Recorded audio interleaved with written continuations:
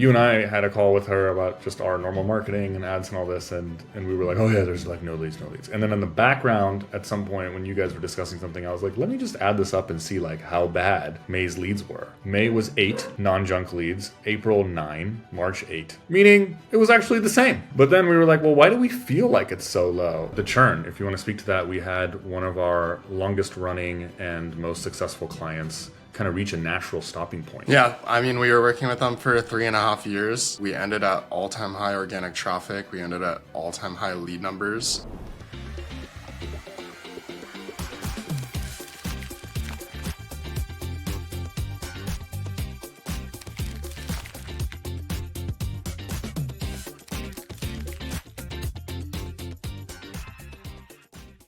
Okay, May agency update.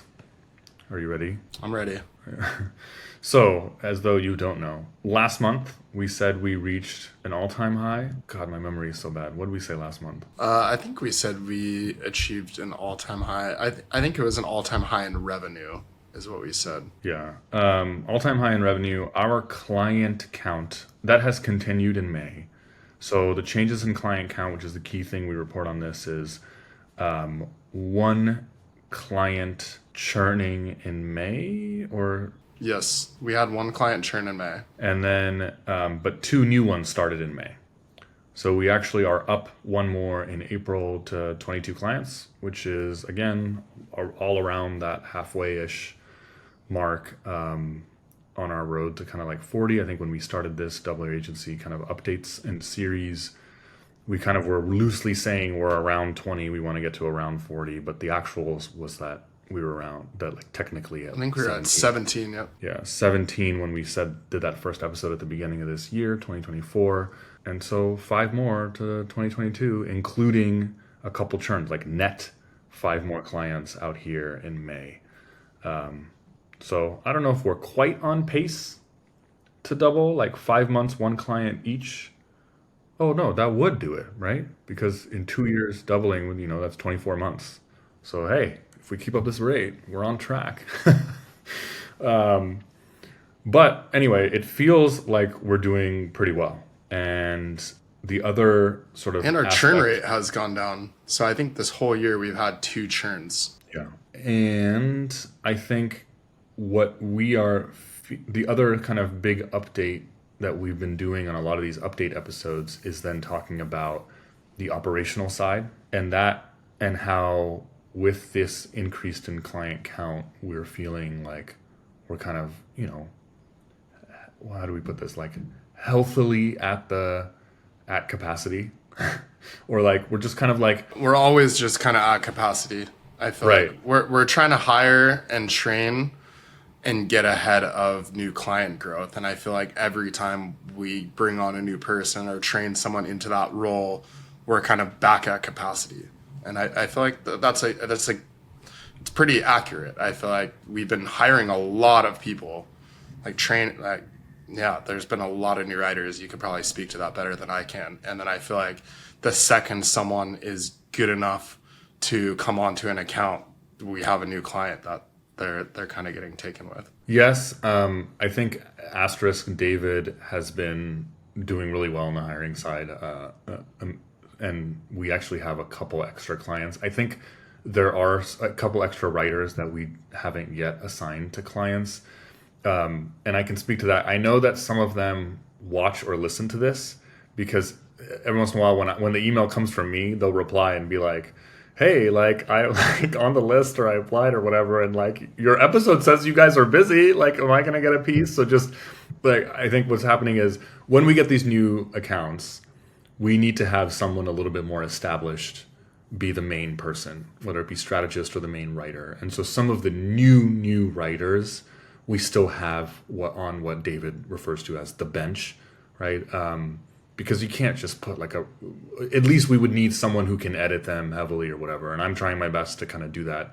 But I only have so much time. So there is some of that. But yes, more or less we're doing the dance just kind of perfectly right now in terms of new people and accounts. It's kind of growing at a healthy rate. I'm almost feeling like that balance is so perfect. I don't even want to jinx it right now. So let's see how long that lasts. That's that update. And then The churn, if you want to speak to that, we had one of our longest running and most successful clients kind of reach a natural stopping point. So it was kind of like I don't know, like a really positive ending and like what we refer to as natural churn. Yeah, I mean, we were working with them for 3.5 years.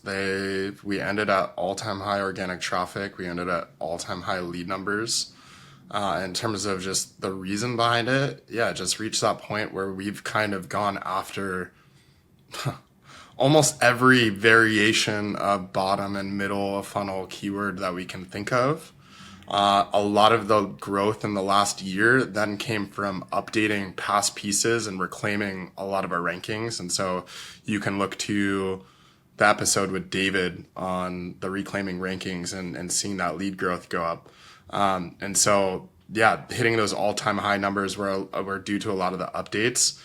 And yeah, there's just not much more that we could do to help them grow at this point. And so it's kind of a mutual decision to just end things here at 3.5 years. And I'd say very successful on both sides. Like from a learning perspective, this account forced us to get more into the updating side of things. That was historically something that we had never done.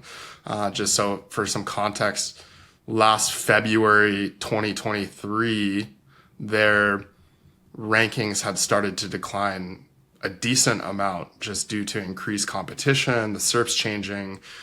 And so David actually came in, and that was the account that he took over and basically updated a lot of content and got them back to all-time highs. And through that process, it created a process that we now use across a number of different accounts. When I would say after 2 years or so, we start thinking a lot more about updating old pieces to get rankings back. And historically, that wasn't something that we did. And so, yeah, just pretty cool on the learning side there, and continuing to add to our services and improve our services through that account. Yeah, this year, I mean, knock on wood, we had that churn episode early about like how that's a problem, but this year it's been pretty good. Again, I'm like nervous to jinx it, but I think we only had we're what in. I have a desk right here, so I'll knock on wood. Yeah, and I built my own desk with plywood, so I can knock on plywood. Two clients churning. Yeah. In 5 months, I think that's pretty good. That would be, I guess, if it's one more month without an additional churn, that would be on the order of 4 a year at the rate, right? Because the next month will be 6 months in, halfway into the year. Gosh, we're already halfway into this year, and it would be 4. That would be amazing. Again, I don't want to jinx it. And then that takes us to kind of the last topic of this, which is, or the second to last, leads. So the leads thing I'm going to present in the way that Benji and our minds kind of handled leads this month, which is we felt like May was what leads have completely dried up. We're getting no leads. And that was just sort of like this emotional, like how it felt to us. And then during a call with Amethyst, who was also on a previous episode, by the way, we mentioned David twice. I should shout out that someone on YouTube, was it, that left a comment on the latest episode that just said, the entire comment was, bring back David. So David is the star of this show. Anyway, we had an episode with Amethyst. You and I had a call with her about just our normal marketing and ads and all this, and we were like, oh yeah, there's like no leads. And then in the background, at some point when you guys were discussing something, I was like, let me just add this up and see like how bad May's leads were. And the numbers were, I'm counting non-junk leads, so like the people that fill in the form that just are like trying to sell us backlinks or some nonsense. I'm not counting. May was 8 non-junk leads, April 9, March 8, meaning it was actually the same. But then we were like, well, why do we feel like it's so low? It's because the number of leads that were good enough to get on a call was really low. I think in May we have so far gotten on one call, and we have like another call coming or being scheduled. And that we realized, and we were doing this analysis right before recording this, is just kind of like the statistics of how lead qualification goes. The number of non-junk, so like not people trying to like ask for a guest post using our lead form. That's just complete junk, and we're not even counting that. Non-junk is the same, but those have different qualification criteria. So even if it's a real lead that's not junk, it may just not be someone when we see what they filled in or we do an initial email exchange with them, not someone we can or would want to work with, and we sort of decline, and so we don't take a call or whatever, because we do some like basic questions and filtering both in the form. Then when they fill out the form, we send them an email with some additional questions, and just that email exchange sometimes can be like, okay, like is this something that we could work with? Those were just happened to be low, like some clients that or companies that wanted to talk to us, and we were like, I don't think this is going to be a fit or whatever. So that's fine, like it happens. And yeah, but otherwise that's actually been decently steady. And then it takes us to our actual last topic, which you can describe, which is our SEO is going pretty well, our own SEO for ourselves. Yeah, that's been something I've been feeling really good about in the last few months. We had someone new on our team take over the thinking and the writing for Grow and Convert's site, and we've updated some past pieces and rejiggered some things, and we've actually seen a lot of ranking wins. I think it's a combination of that plus both algorithm updates, or just the algorithm updates this year really helping us on the ranking side. And so I think now we're at something like 50 first page rankings for pretty good keywords that we've gone after for a long time. And so feeling pretty good about that. We're going to really keep pushing there. I think that's been a huge initiative for us. I think we said we started that in November of 2022. So been like a year and a half, and we're really starting to see rankings take hold now. So there's been a big concerted effort on the ranking side only in that time period. And then the other thing that we recently did is just upped our ads budget as well, just to try to get more leads in the short term. And it's basically just a combination of those two things. We don't really have anything else other than this series going on the marketing side. So it's just content, ads, which is basically promotion of our content. So just trying to distribute it that way. And then this, and that's pretty much it. Yeah, maybe one thing I want to talk about in regards to that is we had mentioned a couple months ago, we had stopped working with Clutch, which was a directory for agencies, and it's kind of like paid placement. So essentially think of G2 Crowd and those rating sites for the agency world. We felt like it wasn't really doing anything in terms of leads. Actually, it wasn't doing anything in terms of leads for us. We've been tracking that for over a year, and I don't think we got any good leads from that. And it had been to try to get us to show up when people are searching for best content marketing agencies and best B2B content marketing agencies and variations of that, best SEO agencies, to help us with ranking for that keyword, because our pages that we had created to go after those keywords weren't ranking yet. And a key point is, and that's Clutch's offering. Yeah. They are. So like Clutch's whole offering is they have created these directory pages just like the G2 and whatever pages for software, that when you Google best whatever agency, I think they're just marketing. So best SEO, best content agencies, their directory is up there. And helps us show up as one of the top agencies when someone's searching for that query. Right. So if you pay them, I don't know, can we say this? Like that's their business model. Yeah, I feel like it should be transparent because not enough people know this. And I think to me, it's like kind of a shady business model in terms of like the customer experience. They think they're going to a review site searching for the best agencies, and it's just like a completely pay to play list, which, we did it to test to see if it could actually drive leads for us. Turns out it doesn't. But yeah, what we do for a lot of our clients is go after these best keywords for them. And so we had created pages to go after best content marketing agencies, best B2B content marketing agencies, and I think a couple other variations of our own bottom of the funnel keywords a year and a half ago. And as you can imagine, it's extremely competitive. We're competing against every other marketing agency that does this, Clutch, all these other review sites. And as of a couple of weeks ago, we started ranking on the first page for those. And the idea of canceling Clutch was, let's take that 5-figure budget that they charged us and then shift that over. And we said, if this is not driving us leads, can we just take that budget that we had spent on them and either push it to the link building side or just push it to try to help us rank for these keywords with our own pages instead of paying someone else? We haven't even really used any of that budget yet, but kind of at the exact time that we quit with them, we started ranking on the first page for those keywords. It was just a combination of updating a couple of those pages and just links over the last kind of year and a half finally taking hold.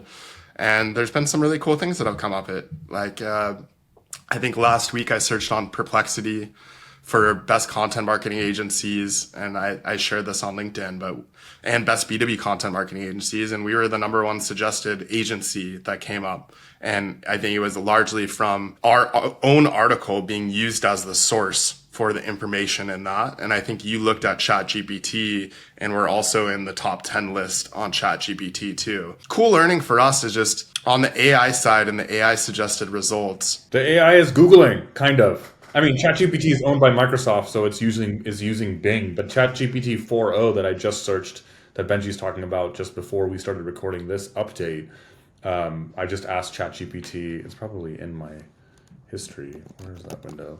Here we go. I asked them. I'm not sharing this, so don't worry if you're listening. I'm just going to say it out loud. But I asked ChatGPT, what are some of the best content marketing agencies? And it actually now says in this new 4.0 model, searched 6 sites, and it's like from Bing. And so one of the sites it has is us, growandconvert.com. And so those are the 6 sites that it's saying I'm using to inform the result that I'm about to type out to you.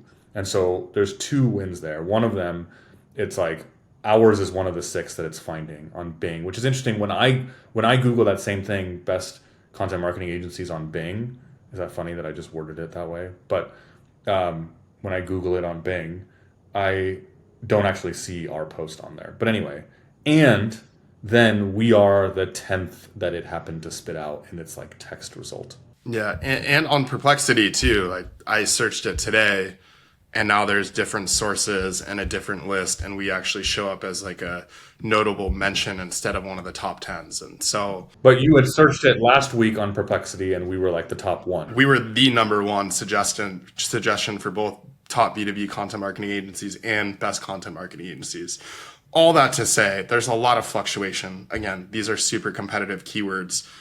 I think a few weeks ago, we were not even on page 1. Then we got bumped to page 2, and then we got shifted back to page 1. So there's a lot of things in flux and things moving here, but just cool to see the strategy starting to work for our own agency, both in Google and in the AI suggested results. And it's going to be a key focus for us over this next year, is continuing to try to build authority to those pages and show up on page 1 in Google for both of those terms, and then also in some of these AI suggested results. I will say, and you can disagree with me or edit this out, which would be funny if you didn't, and then it literally says me saying you can edit this out, which makes it sound like I'm saying some dramatic thing. But I think we've said this. I'm probably not going to edit it out. I'm already going to tell you that. So, but I think we've talked about this publicly, but like, I just don't want to like necessarily, like, we're trying to be transparent in the agency growth side, but at the same time, we understand that there's like other people that literally offer very similar services that like watch, follow, listen to us. I'm trying not to like reveal everything that we worked hard to like figure out and do. But anyway, in terms of like tactics, but I feel like still, well, maybe because we're just now getting these rankings, but my prediction is that still our best leads will not come from this. I would agree with that, actually. What was interesting about the Clutch thing, so even though people have seen us on Clutch, I don't think people hold on. are Before you say that analysis, I need to give the listeners some more background that's in your head, but is not necessarily in theirs. What Benji says, even though people have seen us in Clutch, he means something extremely specific, which is that we emailed like our Clutch rep and was like, or the Clutch rep like reached out to us and was like, are you guys going to renew? And we were basically like, hell no, we're not going to renew. Are you kidding me? This thing has brought only like trash, like literally like people reaching out to us, trying to sell us stuff because they reach out to every agency listed on Clutch to try to like sell them some whatever. And we were like, this has brought us no leads, or no like real leads. And the Clutch reps would be like, no, you guys, trust me, look at these stats. And so what they would show is your page has been viewed this many times or whatever. That's what Benji means, even though people have viewed us. So like, yes, people Google best content marketing agency. Yes, Clutch is up there. And again, the business model is you pay them, and we paid them to be listed. And you, by the way, you pay them in tiers. You pay them a lot to be listed at the top, and we paid some middle tier, something, whatever. There are these plans. And so the Clutch was like, look, like all these people are finding you. Like, yes, but like not one of them turned into like a good lead. And so that may not be as bad when our own page is ranking, hopefully, after all the effort spent for these like kind of obvious bottom of funnel keywords for us. We'll get some reward from it, but anyway, now you can do your analysis. Yeah, so I think the decision to hire an agency is a lot different than the decision to hire or to like sign up for a SaaS product. So these best in category keywords, I think personally, this is not having a ton of data. It's just kind of my anecdotal thoughts based on what I've seen so far, is that these list posts don't work as well for service businesses, especially high price point ones, because I don't think someone's going to just go to some random list of best B2B agencies, look at the list and be like, oh, I should hire them because they're ranked on this list. I think there's a lot more that goes into that decision than just looking at these lists. So I think the difference is a SaaS product, a lot of these lists for category keywords, it's a very low barrier to entry. They can go sign up for a trial and try the product themselves and see if it's a good fit for them. But you don't have that same experience hiring an agency. And so to me, our best content is the stuff that goes very detailed into our strategy and how it's differentiated from what most people do. That seems to be what converts most people. Like most of the prospects that we talk to has said they've read our blog for years, and it's a combination of everything that we've written and how it's so different from talking to other agencies. That's what convinces them to work with us. And so it's not to say that it's not, these best posts aren't good for the agency. Again, I think it drives awareness, but I don't think it's that final conversion point like it is for a lot of these SaaS products. Yeah, let me give my perspective, because I have direct experience from having ranked for this for the Growth Rock, my A/B testing agency, which I've had forever. I had that, and that was the context in which I met Benji many years ago. I did this a long time ago for ourselves, and I think we still rank number one. I can double check right as I'm doing this. E-commerce CRO agency. Yep, still number one for this. And I have gotten leads from it. It's not a ton. That's a very like low volume phrase compared to content marketing agency. But it's very specific. We do e-commerce CRO only. But here's the anecdotal. So I think when we continue to rank for this best content marketing agency, we will get some leads. And some of them will be good. I've gotten a couple very good leads from it. But here's the difference. What I noticed is those people just fill in the lead form of the top whatever pages they see on that, because it's bottom of the funnel. This is what you're saying. Like for SaaS, that's okay, because your product should just be the sales pitch. So like if you get someone to start if you're selling CRM software and they Google best CRM software or whatever, and they fill it in and they start your free trial, good for you. Now, the rest of the job should be that your product should be good enough to sell that. But in this case, they don't have that. So we get on a lead call and they're like, and they do like classic stuff of someone who doesn't know you, has not read your stuff, doesn't kind of think of you as like a good fit for them. They just think of you as a commodity. They filled out 5 to 10 different lead forms on page one. They're and talking they go, to all those pitch agents. me. Yeah. Tell me why you're the best. Right. And then what do? They're like price shopping, a lot of them. And so for Growth Rock, I barely market it or whatever. If you need e-commerce CRO, please reach out. Just kidding. But like, because I'm focusing basically all of my effort or most of my effort on Grow and Convert. But for Grow and Convert, that's uniquely bad, because on the flip side, we've built this great brand over the years, and our best leads are the ones that are like we ask, how did you hear about us on the lead form? They say, I've been reading for a long time. One of them recently wrote, long time call for, was it first time caller, long time listener? Is like that radio thing, that phrase, right? And so those are the best, because they're like, I've been reading this forever. I've moved to 2 different companies. Finally, I'm a content manager or whatever at a company that like can hire you guys. Let's talk. That sales pitch is amazing, because you have been selling to that person for 4 years through your content, and they come in already ready to go. Alternatively, also some of the when they discover one of our strategy or how-to articles, whether it be on social, LinkedIn, ads, this and that, those are also pretty good. They may not have read for years. We had a call like that this morning. But when they discover it organically that way somewhere, someone emailed it in their newsletter, they are like, it resonated with them enough to reach out, and they're like, oh yes, like I've had this problem. You said this thing in your article. You're approaching this in a way that I haven't heard before. So how many leads tell us that? Well, the reason I reached out is because it seems like you guys are doing something different, and every other content agency did the same stuff that like wasted our money. And so those are the best. So will we get leads from this if we keep moving up for these like classic bottom of the funnel kind of keywords? Yes. Will some of them close? Probably. That's my prediction. But overall, the like real engine are the like how-to stuff. And I think from a pain point SEO perspective, I will share my screen for this for people to read like our foundational article for pain point SEO. What we're saying is that these tip of the bottom of funnel, like category keywords, comparison alternatives, we haven't really done that. That'd be kind of, maybe we can do it a little bit tacky to do that in the agency space. But nonetheless, it's a little bit different. That what Benji's saying is this job's to be done.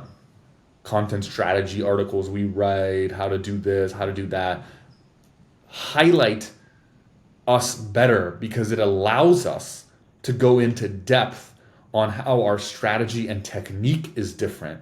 And then it self-selects the clients who resonate with that are the ones we want because they see that uniqueness. They see the originality. They see what differentiates us when we talk strategy.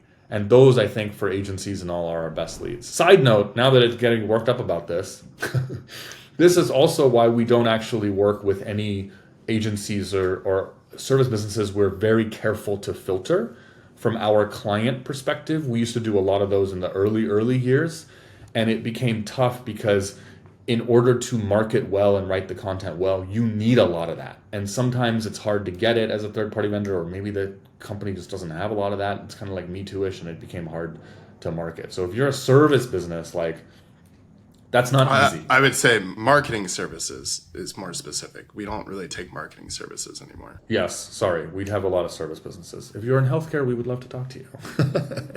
Or a lot of other service businesses have worked out well. Yeah, cool. That's the May update. If you like this video, don't forget to subscribe. You can also get the audio-only versions of these shows wherever you get your podcasts. And you can follow us at growandconvert.com/newsletter for any articles and updates for when these videos come out.